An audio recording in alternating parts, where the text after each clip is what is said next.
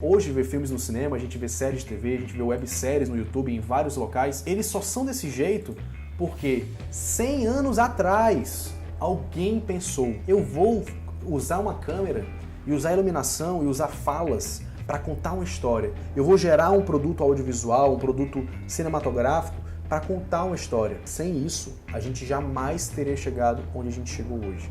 Então, é importante a gente entender onde tudo começou para a gente entender como é que aquilo foi criado, como é que aquilo foi maturado, como é que a gente chegou nesse formato de narrativa que a gente tem hoje, como é que a gente chegou nessa linguagem cinematográfica que nós temos hoje. O cinema não nasceu com essa linguagem de primeira. O cinema nasceu com dois caras chamados Irmãos Lumière, colocando uma câmera, um tripé, com uma parada chamada cinematógrafo, que foi a primeira câmera, ele apontou para a estação de trem, o trem chegou, ele estava gravando, durou 40 segundos, ele parou de gravar.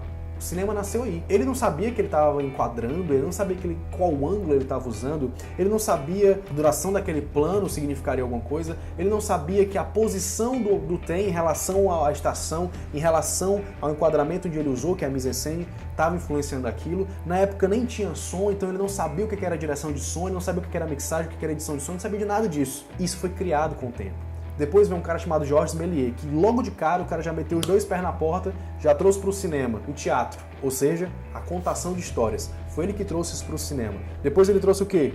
Os efeitos visuais, o cara fazia efeitos visuais. O cara trouxe o conceito de direção de arte, ele criava os cenários dele. Se você ver o filme dele chamado O Diabo, tem completo no YouTube, ele, cara, é um espetáculo de efeitos visuais e o cara gravou antes dos anos 10. Gravou 1905, 1906, por ali. Coisas que eu nem hoje eu não faço ideia de como é que ele fez. O cara fez isso lá em 1905, 1906. Esse processo é importante para você entender ainda mais o que está acontecendo hoje. Então eu acho de vital importância que você estude a história do cinema, tá? E também conhecer os movimentos cinematográficos, que são Nouvelle Vague, o cinema novo, o realismo italiano, o expressionismo alemão, e conhecer também as influências das influências dos diretores. Porque, por exemplo, a gente pensa hoje assim, sei lá, deixa eu pegar um diretor de ficção científica aqui, Denis Villeneuve. Você vê A Chegada tem muito 2001 Odisseia no Espaço.